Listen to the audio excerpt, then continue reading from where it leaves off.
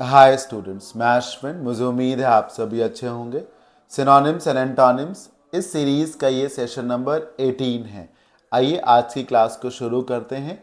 PDF file को open कर लें। अगर पीडीएफ फाइल अभी भी आपके पास नहीं है तो टेलीग्राम चैनल से डाउनलोड कर सकते हैं या एप्लीकेशन पे जाके डाउनलोड कर सकते हैं या सिंपली इस नंबर पे व्हाट्सएप करके भी पीडीएफ फाइल को आप अरेंज कर सकते हैं। पहला सेगमेंट है सिनोनिम्स का। आइए जानते हैं वो पहले 5 कौन से वर्ड्स हैं जिनमें आपको सिनोनिम बताना है और फिर उसके बाद एंटोनिम्स पे आ जाते हैं।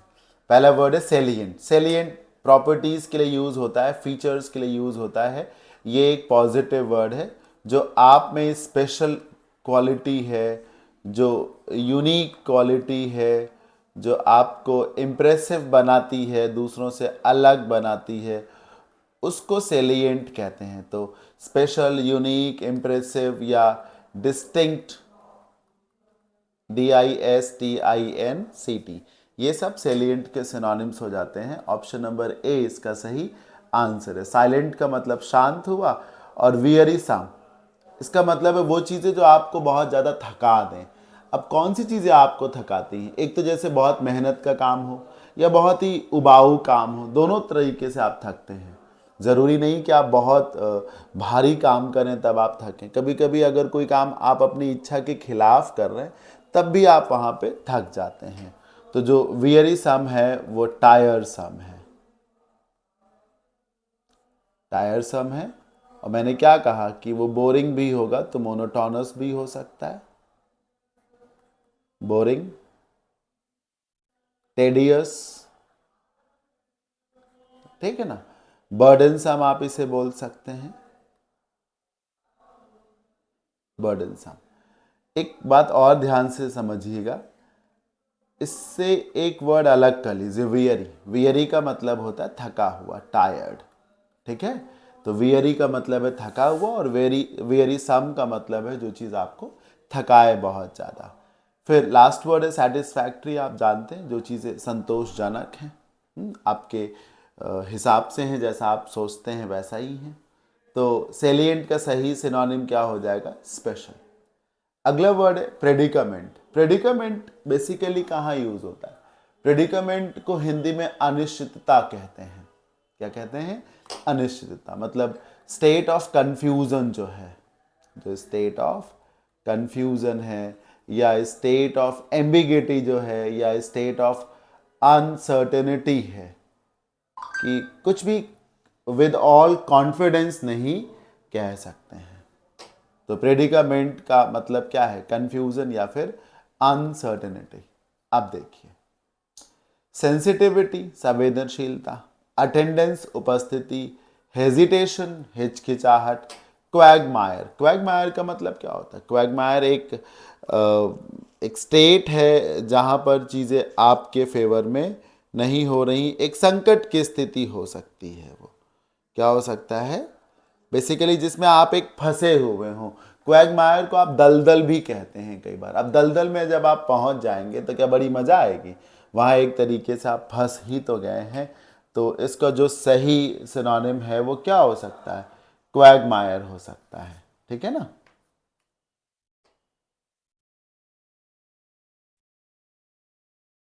ऑप्शन नंबर बी इसका सही सिनोनिम हो जाएगा। याद रखिएगा कि प्रेडिकामेंट एक बहुत ही इंपॉर्टेंट वर्ड है और क्वैगमायर उसका सिनोनिम है। ये भी बहुत ही इंपॉर्टेंट वर्ड है। तो जो दलदल की स्थिति जिसमें आप फंस से गए हो, जो एक प्रकार से बंधन सा हो गया हो, ठीक है, और जिसमें आप एक तरीके से लूज करने की स्थिति भी हो जिसमें, तो प्रेडिकामेंट का जो सिनोनिम है, मतलब क्लैरिटी ही नहीं है कहीं से कि क्या होना चाहिए, कि आपको इस तरफ जाना चाहिए, नहीं जाना चाहिए, या आप बचेंगे या आप नहीं बचेंगे, हाँ, चीज़ें आपके फेवर में होंगी या आपके फेवर में नहीं होंगी, तो वो प्रेडिकामेंट है। Apprise, a very popular word. Apprise का मतलब है किसी को कुछ इन्फॉर्म करना, जानकारी देना। तो अप्राइज का सिनोनिम क्या हो जाएगा? इन्फॉर्म हो जाएगा, अपडेट हो जाएगा, अलर्ट हो जाएगा, कॉशन हो जाएगा। तो इन्फॉर्म करना, किसी को सूचना देना। एक और ख़ास बात है कि अपराइज के बाद प्रेपोजिशन ऑफ लगाया जाता है, तो इसका सही सिनोनिम क्या हो गया? इन्फॉर्म। एस्टिमेट आप जानते ही हैं, मूल्यांकन करना, आकलन करना। एडमायर तारीफ करना। असाइन किसी को कोई जिम्मेदारी सौंपना यानी कि इंट्रस्ट करना। असाइन कोई काम किसी को देना, हैंड ओवर करना, हैंड ओवर करना, असाइन करना। ट्रीजन, ट्रीजन का मतलब होता है धोखाधड़ी, चोरी। ट्रीजन का क्या मतलब है? धोखाधड़ी, चोरी, जिसको आप बिट्रेयल भी कह सकते हैं, फ्रॉड कह सकते हैं, फ्रॉड, फोर्जरी कह सकते हैं।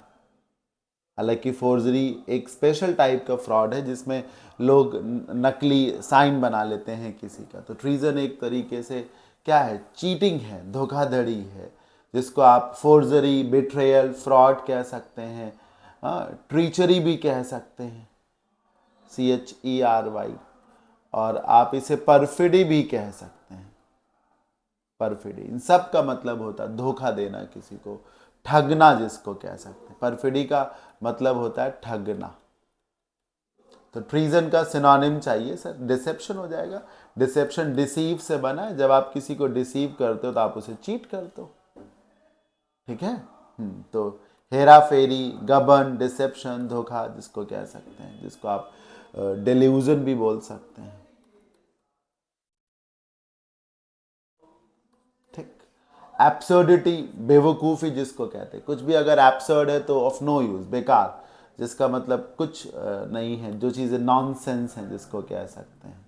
Of no meaning, of no purpose, of no use. Fidelity, loyalty से आता है। अगर आपको कहीं ऑपोजिट चाहिए होता ट्रीजन का तो आप किसको चूज कर लेते? फिडिलिटी को, लॉयल्टी। फेथफुलनेस जिसको कह सकते हैं, ठीक। अपराइटनेस बोल सकते हैं, जब आप किसी को चीट नहीं करेंगे, छल नहीं करेंगे, फिडिलिटी। तो ट्रीजन का जो सिनोनिम है वो क्या हो जाएगा? डिसेप्शन। खास वर्ड इसमें ट्रीजन है और फिडिलिटी, ये दो खास वर्ड्स हैं जो आपको मार्क कर लेने चाहिए।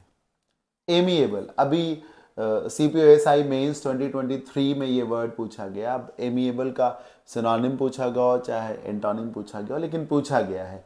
एमिएबल होने का मतलब होता है थोड़ा सा फ्रेंडली होना, अच्छे स्वभाव का होना, अफेबल होना, जो हर किसी के साथ घुल मिल कर रहे, जो जोवियल नेचर का हो, जो जॉली हो, खुश मिजाज हो, ठीक है, जो एक तरीके से जो तमीज वाला भी हो, जो कर्टियस हो, पोलाइट हो, और at the same time helping nature का भी हो, ठीक है, फ्लेक्सिबल भी हो, ये सब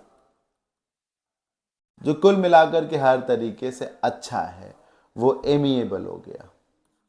तो फ्रेंडली इसका सिनोनिम हो गया। जेनरस का मतलब है उदार। बेसिकली ये वो जेनरस है जो पैसे जरूर खर्च करता है, ठीक, जिसको आप हेल्पिंग नेचर का कह सकते हैं। जेनरस होने का मतलब खर्चीला होना नहीं होता, फिजूल खर्च नहीं करना, बस बेसिकली वो लोग जो दूसरे की मदद करते हैं फिनेंशियली, वो जेनरस कहे जाते हैं। जो बहुत बहुत सॉफ्ट स्पोकन होंगे उन्हें जेनरस कहा जाएगा।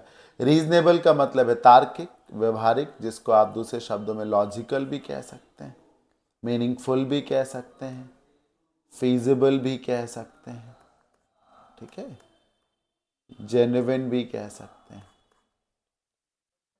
अनसेरेमोनियस, ध्यान से देखिए, ये सेरेमनी से बना। आप जानते हैं सेरेमनी किसी भी समारोह को कहते हैं, प्रोग्राम को कहते हैं, जश्न को कहते हैं।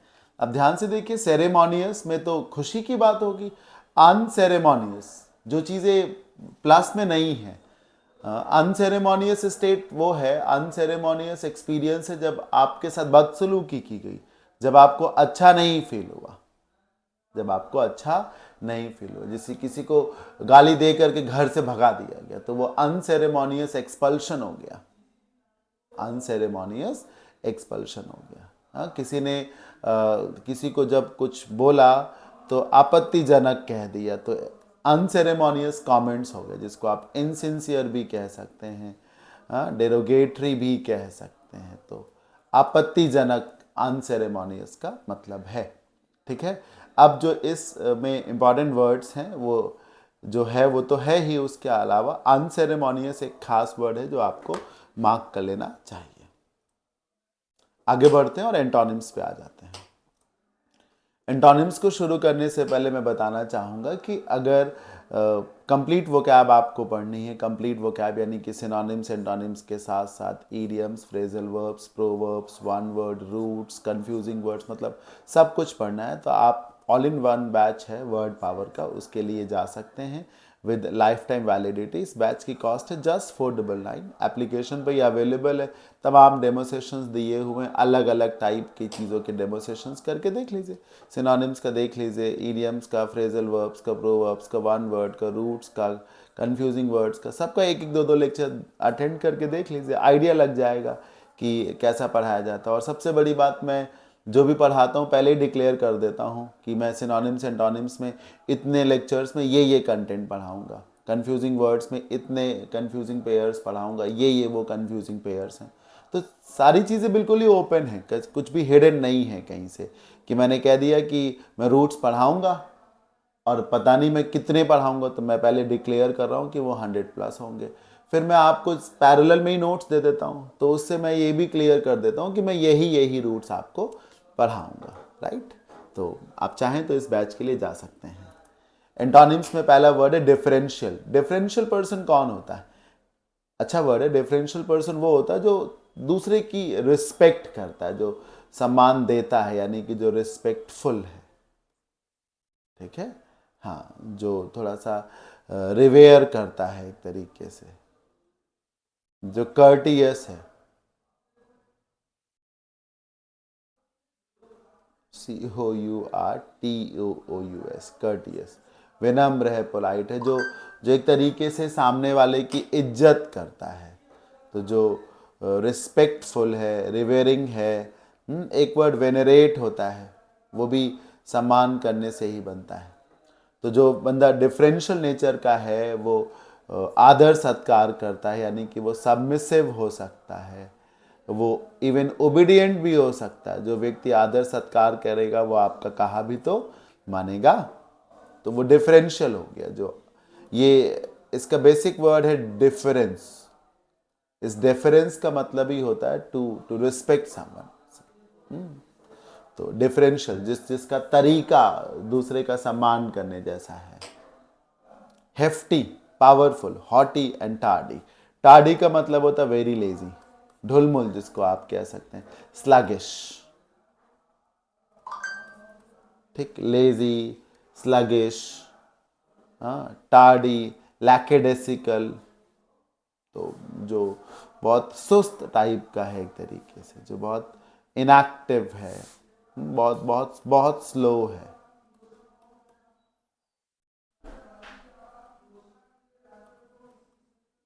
लैकेडेसिकल। हॉटी, पावरफुल, ताकतवर, स्ट्रॉन्ग, ये नहीं होगा क्योंकि डिफरेंशियल का मतलब कमजोर थोड़ी ना है। हेफ्टी, हेफ्टी का मतलब होता है बहुत हट्टा कट्टा, मजबूत जिसको कह सकते हैं, मतलब ये थोड़ा सा भारी भरकम में ज़्यादा होता है हेफ्टी। जिसे आप स्टाउट कह सकते हैं, स्टर्डी भी कह सकते हैं, और थोड़ा सा स्टाउट स्टर्डी ना कह के आप यहाँ पर मैसिव से कहें, एनॉर्मस से रिलेट करें। हेफ्टी, भारी भरकम, बड़ा, लंबा चौड़ा, ताकतवर। और जैसे हेफ्टी प्रॉफिट होता है, बड़ा प्रॉफिट हुआ, ह्यूज जिसको आप कह सकते हैं, मैसिव कह सकते हैं। ठीक है, पावरफुल, जो स्ट्रांग है, जो कॉम्पिटेंट है। हॉटी बोलते हैं सर जिद्दी को। हॉटी मतलब जो हठी। हॉटी को तो याद करना बहुत सिंपल है, जो हठी है वो हॉटी है। तो डिफरेंशियल में आप सामने वाले का सम्मान करते हैं, हॉटी हैं तो आप हटी हैं, हटी हैं तो काहे सम्मान करेंगे। तो इसमें तो आप जिद्दी हैं ना, यानी कि आप स्टबर्न हैं, आप स्टबर्न हैं, ऑब्डुरेट हैं, ठीक है, ऑब्स्टिनेट हैं, कहीं से सामने वाले की बात नहीं मानते हैं। ठीक है, रिजिड हैं, रिजिड है, तो डिफरेंशियल का जो सही एंटोनिम है वो क्या हो जाएगा, हॉटी हो जाएगा। अब खास वर्ड इसमें हेफ्टी भी है और टार्डी भी खास वर्ड है। Prominent, prominent personality, prominent figure, prominent role, अहम, अहम, ठीक है, अहम। जैसे एक मूवी में लीड एक्टर होता है, एक सपोर्टिंग एक्टर होता है। सपोर्टिंग एक्टर का भी रोल बहुत महत्वपूर्ण होता है। तो जो प्रोमिनेंट है वो ज़रूरी है, अहम है, अहम है। तो जो इम्पॉर्टेंट है, सिग्निफिकेंट है,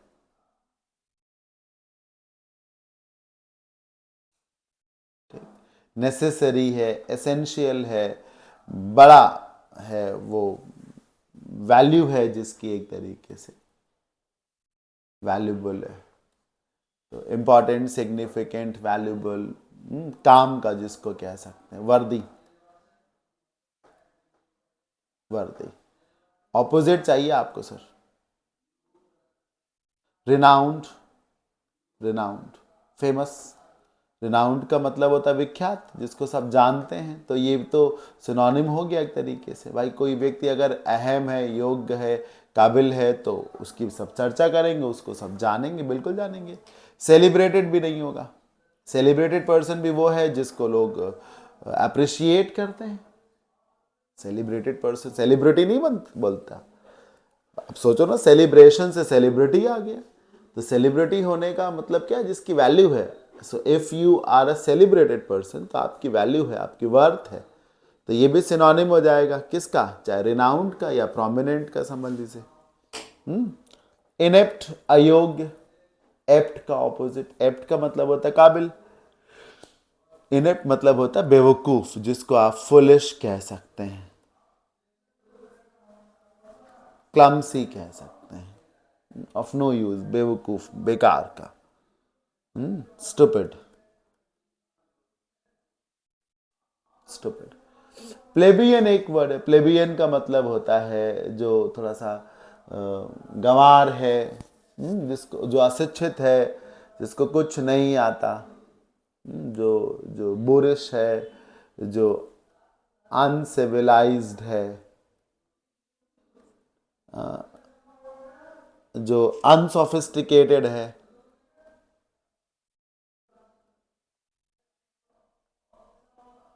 और जिसकी कई बार कोई वर्थ नहीं है। हाँ, समझ रहे हैं ना, जिसकी कोई, स्मॉल फ्राई जिसको कह सकते हैं, गंवार, अशिष्ट, असभ्य।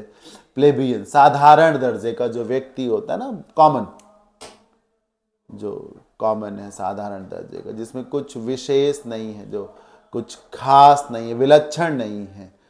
तो बड़े घर से नहीं है, बड़ी बिरादरी से नहीं है, बड़े समाज से नहीं है, साधारण दर्जे का जो व्यक्ति है, जिसने ज़्यादा पढ़ाई लिखाई भी ना की हो, जिसके चलते उसको तमीज़ भी ज़्यादा ना हो, उसे प्लेबियन कहा जाता है। अब सोचिए कितने इंपॉर्टेंट वर्ड्स मैं आपको पढ़ा रहा हूँ। प्रोमिनेंट तो इंपॉर्टेंट है भी, क्या इनेप्ट इंपॉर्टेंट नहीं है, रिनाउंड इंपॉर्टेंट नहीं है, प्लेबियन इंपॉर्टेंट नहीं, इवन सेलिब्रेटेड वर्ड जो इतना ज़्यादा आपने सुन रखा है सेलिब्रेशन के तौर पर, उसको भी कई बार बच्चे नहीं जानते कि सेलिब्रेटेड का मतलब होता है जो चिर परिचित है, जिससे लोग, जिसको सब जानते हैं, जो पॉपुलर है, जो एक तरीके से फेमस है, राइट। तो सही आंसर क्या है, प्लेबियन, जो बिल्कुल साधारण दर्जे का, विशेष नहीं है, जो प्रिविलेज्ड नहीं है, जो स्पेशल कहीं से भी नहीं है, जो कॉमन है एक तरीके से। परफिडी, शायद आपको याद हो भी, पीछे मैंने ट्रीजन वर्ड पढ़ाया, धोखाधड़ी, बिट्रेयल लिखाया था। वहीं पे सिनोनिम में परफिडी भी लिखा था। परफिडी का मतलब होता है जब आप दूसरे से ढंग से पेश ना आए, the act of behaving badly with someone. और दूसरा, जब आप किसी को छलें, धोखा दें एक तरीके से। तो जब आप छलें, धोखा दें, तो डिसेप्शन सिनोनिम है, ट्रीजन सिनोनिम है, हाँ, ट्रीचरी सिनोनिम है, फ्रॉड सिनोनिम है, धोखा, छल, कॉन्स्पिरेसी, सब क्या है, सिनोनिम है परफिडी के। डिसेप्शन सिनोनिम है, ट्रीजन सिनोनिम है। कंपंक्शन का मतलब होता है अफसोस। कंपंक्शन का क्या मतलब होता है? अफसोस, रिग्रेट। क्या है? रिग्रेट है, आपको अपॉलॉजी है, सॉरी फील करते हैं आप। ठीक है, तो आपको एक प्रकार से क्या है? कंपंक्शन है। क्या है? कंपंक्शन है। अब देखिए सर, लॉयल्टी इसका सिनोनिम एंटोनिम हो जाएगा, क्योंकि परफिडी में आप तो चीट कर रहे हैं, धोखा दे रहे हैं, लॉयल्टी में आप धोखा नहीं दे रहे हैं, तो लॉयल्टी इसका एंटोनिम हो जाएगा। कंपंक्शन अगर आपको है तो आपने कोई गलती करी है और अब आपको उसका अफसोस है और आप प्रायश्चित करना चाहते हैं। आपको लगता है कि आप अशेम्ड हैं, आपको लगता है कि आपने गलती की है और आप उसे रियलाइज कर रहे हैं और आप उससे बाहर निकलना भी चाहते हैं। डेलिकेट नहीं जानते क्या आप? डेलिकेट वर्ड को, डेलिकेट मतलब नाजुक, जो चीजें बहुत सॉफ्ट हैं, है ना, जिनको चाहिए टू हैंडल विथ केयर, तो उनके लिए डेलिकेट वर्ड यूज होता है। जो बहुत सॉफ्ट है, हल्का है और नाजुक है, जिसको आप एलिगेंट भी कहते हैं। और अगर कोई चीज़ नाजुक है तो आप उसे फ्रेजाइल भी कह सकते हैं, ब्रिटल भी कह सकते हैं, क्योंकि वो आसानी से और जल्दी टूट सकता है। तो जो चीज़ बहुत नाजुक है, बहुत हल्की है, सॉफ्ट है, और बहुत केयर की जिसको ज़रूरत है, तो डेलिकेट जिसको कहते हैं, डेलिकेट। जैसे बच्चों को बहुत केयर की ज़रूरत होती, जरा सा भी अगर गंदे में वो रहे तो इन्फेक्शन होने का डर रहता है, क्योंकि वो डेलिकेट होते हैं। समझ रहे? कोई कोई कोई प्रोडक्ट डेलिकेट हो सकता है कि अगर नीचे गिरेगा तो पक्का टूट जाएगा। तो जो ब्रिटल है, एक तरीके से इजीली ब्रोकन है, ब्रेकेबल है, जो फ्रेजाइल है, जिसको कहा जा सकता है। आपको ऑपोजिट से याद रखिएगा। सर्जिकल तो ट्रीटमेंट से रिलेट कर जाएगा, नप्शल का संबंध तो मैरिज से है, शादी से संबंधित, रिलेटेड टू मैरिज। फ्रेजाइल इसका सिनोनिम हो गया, बचा क्या? स्टाउट हुआ।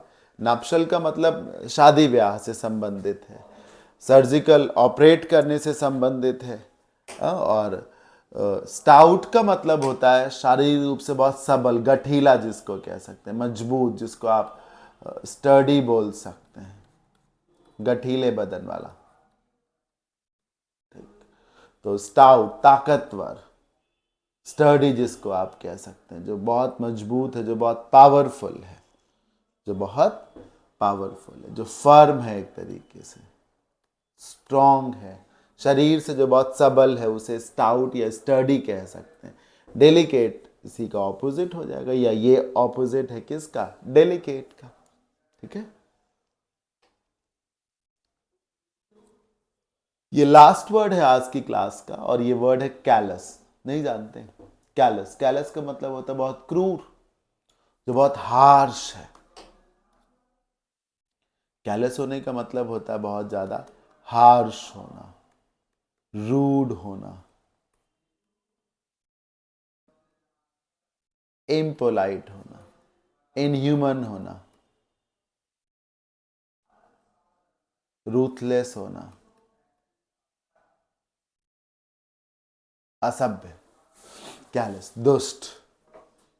कैलस आपने पता नहीं पढ़ा कि नहीं पढ़ा, एक प्ले हुआ करता था पहले, यूपी बोर्ड में पढ़ाया जाता था, जूलियस सीजर। जूलियस सीजर में एक कैरेक्टर ही था, सीजर एक कैरेक्टर था, ब्रूटस, और एक कैरेक्टर था कैलस। कैलस एक नेगेटिव रोल में होता है, एंटेगोनिस्ट होता है, वो सीजर को मारना चाहता है। तो वो जो बहुत दुष्ट प्रवृत्ति का व्यक्ति है वही कैलस है, जो जिसकी नीयत काली है वही कैलस है, जो बदतमीज है वही कैलस है, जो हार्श है, इम्पोलाइट है, इनह्यूमन है, रूड है, उसको कैलस कहेंगे।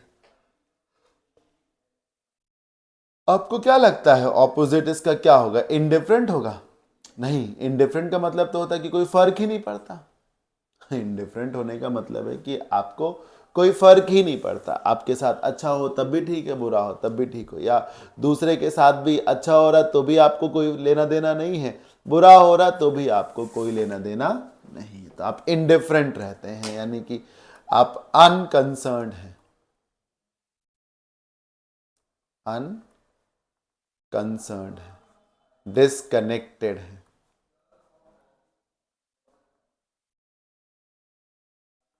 ठीक है, एक वर्ड स्टॉयक होता है, वो भी हो सकता है।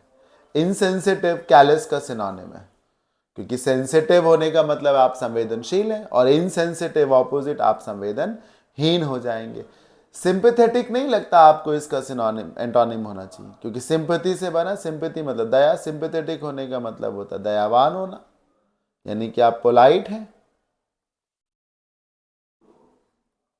यानी कि आप पोलाइट हैं, यानी कि आप सॉफ्ट हैं, समझ रहे हैं, विनम्र हैं और कंपैशनेट हैं। दया करुणा आपके भीतर है तो आप कंपैशनेट है। कैलस का जो ऑपोजिट है वो सिंपैथेटिक हो जाएगा। फ्लेगमैटिक का मतलब होता है कि एक तरीके से आप समझदार हैं, शांत स्वभाव के हैं, पैनिक नहीं होते, काम हैं, कूल हैं, कंपोज्ड है, काम है, कूल है, कंपोज्ड है। फ्लेगमैटिक जो इजीली पैनिक नहीं होगा, जो नर्वस नहीं होगा, जो नर्वस नहीं है होगा, जो डरेगा नहीं, जो घबराएगा नहीं, वो हो जाएगा क्या, फ्लेगमैटिक। संयमी जिसको कह सकते हैं, फ्लेगमैटिक को हिंदी में क्या कह सकते हैं, संयमी। जो आपा नहीं खोएगा उसे फ्लेगमैटिक बोला जाता है। क्या बोला जाता है, फ्लेगमैटिक, राइट। तो इस तरीके से आज की क्लास ओवर हो जाती है। एंड करने से पहले मैं आपसे बताना चाहूँगा कि अगर आप इंग्लिश ग्रामर, वोकैबुलरी और कॉम्प्रिहेंशन 3 in 1 एक ही में चाहते हैं, सब कुछ आपको मिल जाए A to Z इंग्लिश का, फिर चाहे वो ग्रामर का सब कुछ हो, सारा कंटेंट हो, या वोकैब का बहुत सारा कंटेंट हो, या खूब सारी कॉम्प्रिहेंशन की प्रैक्टिस हो, मतलब ऑल इन वन और A to Z आपको, from zero to hero batch अगर आपको चाहिए तो फिर इसके लिए ये बैच है।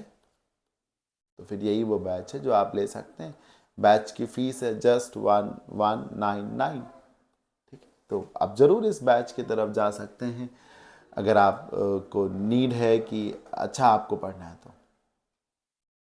और अगर आप पढ़ चुके हैं और आपको प्रैक्टिस करनी है, पढ़ चुके हैं आप और आपको प्रैक्टिस करनी है, आप पढ़ चुके हैं और इंग्लिश में 50 क्वेश्चंस में से आपका 35 प्लस स्कोर रहता है, पर आप इस स्कोर को बढ़ा करके 45 प्लस करना चाहते हैं, 46 प्लस करना चाहते हैं, 47 प्लस करना चाहते हैं, 48 प्लस करना चाहते हैं, या 49 या 50 चाहते हैं पूरा का पूरा, तो उसके लिए ये बैच है।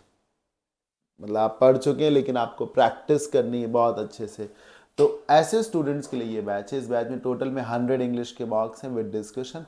हर मॉक में 50 क्वेश्चन है, यानी कि ये 5000 का मॉक है, 5000 डिफरेंट क्वेश्चंस का मॉक है, समझ रहे हैं, 5000 डिफरेंट क्वेश्चंस का, यानी कि आरसी क्लोज टेस्ट, पैराजम्बल सबको मिला करके टोटल में 5000 क्वेश्चंस होंगे। और जो जो डिवीज़न है क्वेश्चंस का, उसमें 50 क्वेश्चंस में आरसी के 20 क्वेश्चन हैं, वोकैब के 15 क्वेश्चन और ग्रामर के भी 15 क्वेश्चंस हैं।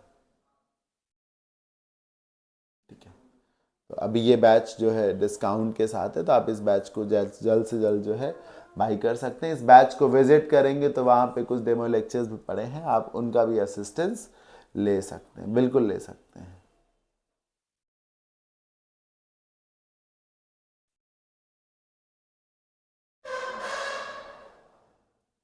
ठीक है, तो क्लास आज की यहीं तक। मुझे उम्मीद है आप सभी को ज़रूर समझ में आया होगा। Thank you so much.